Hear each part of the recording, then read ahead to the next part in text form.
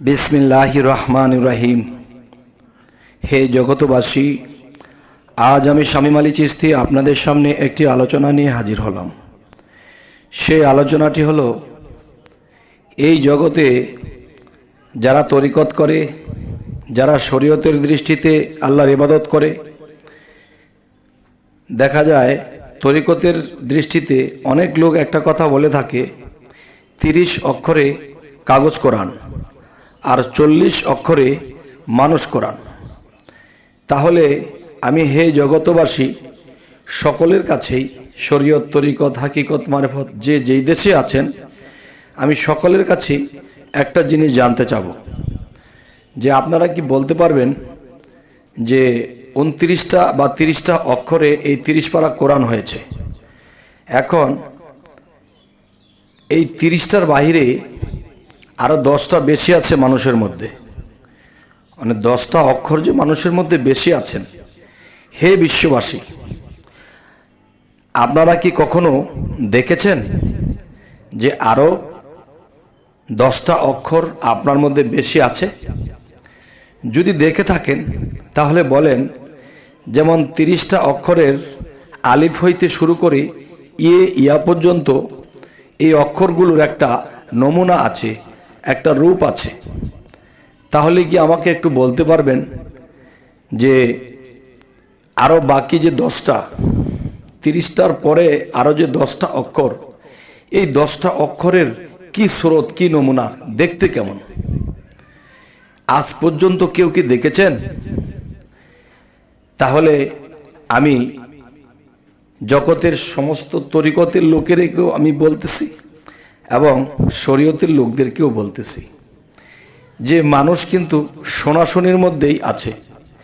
কখনো কিন্তু তারা দেখে নাই যে 30 হরফে কাগজ কোরআন, এই 30টা অক্ষর অবশ্যই আমরা কায়দাতে দেখতে পাই, কিন্তু 40 হরফে মানুষ কোরআন, এই 30টার পরের একটা অক্ষরের নাম কি, বা এই 30টার পরে যে 10টা অক্ষর তার রূপস্রোত কি? তবে কি নেই? আমি সত্য বলছি, আমি শামীম আলী চিশতি, যে ওই হরফগুলার কোনো আকৃতি নেই। তাহলে আকৃতি নেই, তাহলে সেটা হরফ হয় কি করে? সেটি হরফ কি করে হয়? দেখেন, একটু খেয়াল করবেন, এই হরফগুলো দেখা যায় তাদের আকার খুঁজে পাওয়া যাবে না। যেমন একটা কথা বলা হয়, 30 হরফে কাগজ কোরআন, 40 হরফে মানুষ কোরআন। তো এখন মূলত কথা হলো যে 30 হরফে যে কাগজ কোরআন, 30টা অক্ষর যে আমরা দেখতে পেলাম, এখন আমরা খুঁজে বের করব যে বাকি 10টা অক্ষর কি কি নাম, কি স্রোত, এবং তাদেরকে দেখতে কেমন। তো আজকের এই আলোচনাটি অবশ্যই আপনারা একটু মনোযোগ সহকারে শুনবেন। দেখেন যে মানব দেহটা 30 অক্ষরেই সৃষ্টি করা হয়েছে, এর বেশি অক্ষর নেই। আর বাকি 10টা নিরাকার। নিরাকার বলতে কিরকম, যে একটা কথা বলা হয় 18 চিজে এই দেহ তৈয়ার, মানে 18টা বস্তু দিয়ে এই দেহটা তৈরি হয়েছে। এর মধ্যে 10টা হলো আল্লাহর, আর 8টা হলো যেমন মায়ের 4, বাবার 4। মায়ের 4 কি? যে ত্বক, লোম এবং মাংস এবং রক্ত,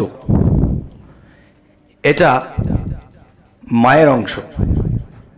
আর বাবার অংশ 4, সেটা হলো রগ, মগজ, মণি, আরেকটি হলো হাড্ডি। এটা বাবার থেকে। তাহলে মার 4, বাবার 4। আল্লাহর 10। আল্লাহর 10 কি? আল্লাহর 10 সেটা হলো নিরাকার। যেমন আপনি বাতাসকে কখনো দেখেছেন? এটা আপনার মধ্যে প্রবাহিত হচ্ছে। আপনি কখনো আগুন হাতে রাখতে পেরেছেন? আগুন দেখতে পাচ্ছি, আগুনের কালার দেখতে পাচ্ছি, আগুন আলো দিচ্ছে, কিন্তু আলো দিচ্ছে বা আগুনটা আমরা একটা কালারে দেখতে পাচ্ছি, আগুনের যে গরম বিষয়টা সেটা কিন্তু আমরা দেখতে পাই না। তো মানুষের শরীরের একটা তাপমাত্রা আছে, গরম অনুভব করি, তাহলে এটা কিন্তু গরমটা দেখা যায় না, গরম অনুভব করা যায়।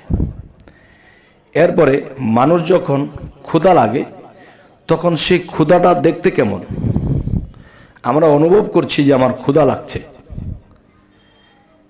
এখানে আল্লাহর নিরাকারী বস্তু রয়েছে, হরফের গুণ ক্ষমতা। আরও একটি হলো, আপনার শরীরের উপরে পিঁপড়া হাঁটতেছে। এখন এই পিঁপড়া যখন হাঁটে তখন আপনি স্পর্শ অনুভব করছেন। এখন সেই স্পর্শ অনুভব এটা দেখতে কেমন, এবং আপনাকে কেউ আঘাত করেছে, আপনি ব্যথা পেয়েছেন, এই ব্যথা দেখতে কেমন? তাহলে ব্যথা দেখতে কেমন? ব্যথা অনুভব হয় কিন্তু ব্যথা দেখা যায় না।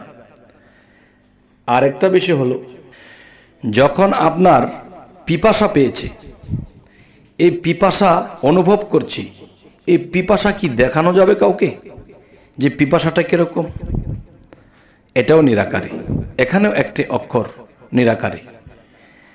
এরপরে দেখা যায় মানুষের দৃষ্টিশক্তি।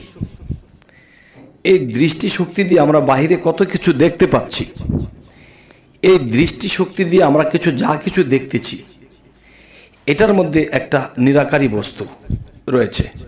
এখানে একটি নিরাকারী হরফ লুকায়িত। আল্লাহর 10-এর একটি কম যদি থাকে তাহলে আমরা চলতে পারবো না। আচ্ছা, আরও একটি বিষয় হলো যে আমরা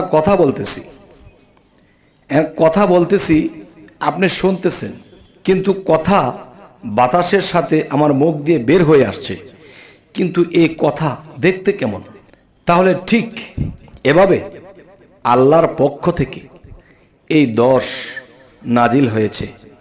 আর সেই 10 যখন নাজিল হয়েছে তখন মার 4 আর বাবার 4 দিয়ে একটা দেহ গঠন হয়েছে।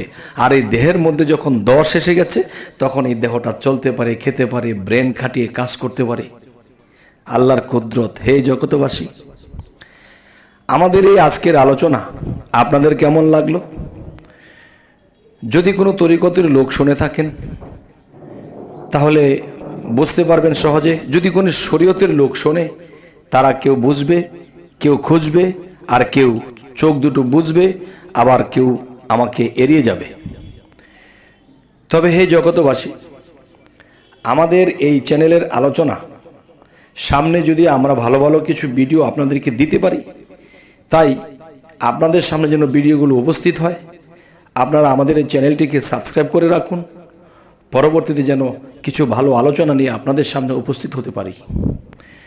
তবে হে জগতবাসী, সকলে ভালো থাকবেন। আল্লাহ হাফিজ।